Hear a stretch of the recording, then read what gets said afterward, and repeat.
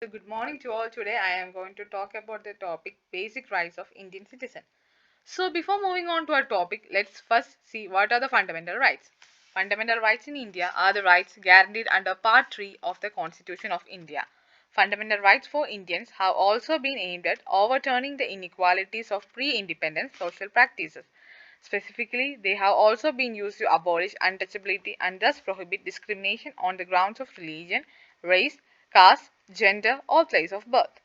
So there are basically six fundamental rights which are embedded in the Constitution of India, that are right to equality, right to freedom, right against exploitation, right to freedom of religion, cultural and educational rights, and right to constitutional remedies. Now we can see each of these rights in detail. So first one is right to equality. Right to equality is one of the fundamental rights enshrined in the Constitution of India. Right to equality provides for the equal treatment of everyone before the law. It also prevents discrimination on various grounds, treats everybody as equals in matter of public employment, and abolishes untouchability and titles such as Sir, Rai Bahadur, etc. So, articles associated with right to equality are Article 14, Article 15, Article 16, Article 17, and Article 18. Article 14 guarantees equality before the law or equal protection of laws within the territory of India on grounds of religion, race, caste, sex, or place of birth. Article 15 abolishes discrimination against any citizen on grounds only of religion, race, caste, sex, place of birth, or any of them. Article 16 guarantees equality of opportunity for all citizens in matter relating to employment or appointment to any office under the state. Article 17 abolishes untouchability, and Article 18 abolishes all titles except military and academic. So the next fundamental right is right to freedom. The right to freedom guarantees freedom for citizens to live a life of dignity, among other things. Right to freedom gives citizens freedom of expression and freedom of association, individual freedom, and freedom to lead lives of dignity. These are given in Articles 19, 20, 21A, and 22 of the Indian Constitution. Article 19 guarantees protection of six rights concerning the freedom of speech and expression, assembly, association, movement, residence, and profession. Article 20 guarantees protection with respect to conviction for offences. Article 21 guarantees right to life and personal liberty. Article 21A guarantees right to elementary education. And Article 22 guarantees protection against arrest and detention in certain cases. And the next fundamental right is right against exploitation. Right against exploitation is an important fundamental right that guarantees every citizen protection from any kind of forced labor. The right against exploitation is enshrined in Article 23 and 24 of the Indian Constitution.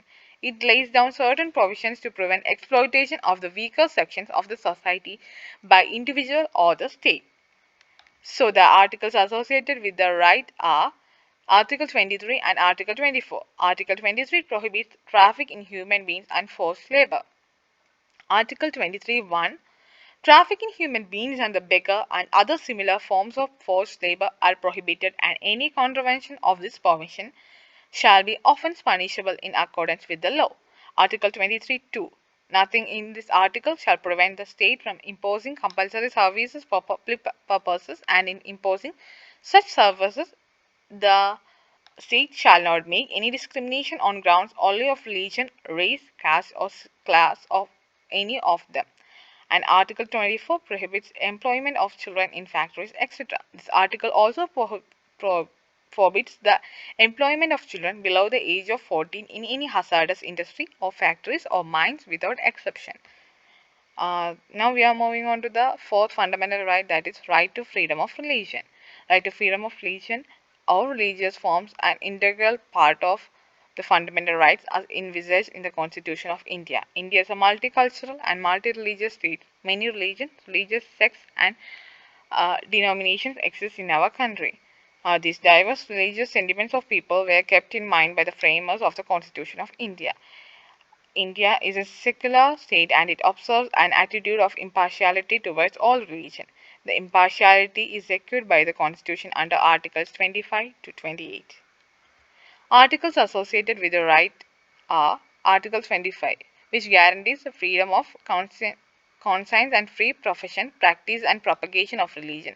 And Article 26 guarantees freedom to manage religious affairs. And Article 27 guarantees freedom as to payment of taxes for promotion of any particular religion. And Article 28 guarantees freedom as to attendance at religious instructions or religious worship in certain educational institutions. And the next one is cultural and educational rights. Cultural and educational rights safeguards the right of linguistic culture and religious minorities. Preserving culture and heritage is vital in this scenario. To ensure that education is provided for everyone without any kind of discrimination, educational rights were formulated. Cultural and educational rights are enshrined in Article 29 and 30 of the Indian Constitution. Articles associated with the writer, Article 29 and Article 30. Article 29 guarantees protection of interests of minorities.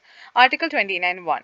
This provides all citizens groups that reside in India having a distinct culture, language and script the right to conserve their culture and language. Article 29(2). The state shall not deny admission into educational institutes maintained by it or those that receive aid from it to any person based on race, religion, caste, language, etc. Article 30 guarantees right of minorities to establish and administer educational institution. Article 30(1) all religious and linguistic minorities have the right to establish and administer educational institutions of their choice. Article 32 the state should not, when granting aid to educational institutions, discriminate any educational institution on the ground that is under the management of a minority, whether based on religion or language. So the last fundamental right is the right to constitutional remedies. The right to constitutional remedies is present for enforcement of fundamental rights. This right says that a person can move to Supreme Court if he or she wants to get their fundamental rights protected.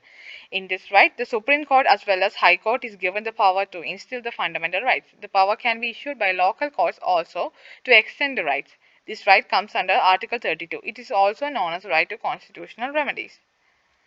Article 32. This article makes the Supreme Court the defender and guarantor of the fundamental rights. The power to issue rights comes under original jurisdiction of Supreme Court. This means that a person may approach Supreme Court directly for remedy rather than by the way of appeal. Article 32 can be invoked only to get a remedy related to fundamental rights. It is not therefore any other constitutional or legal right for which different laws are available. So that's all about my topic. Thank you.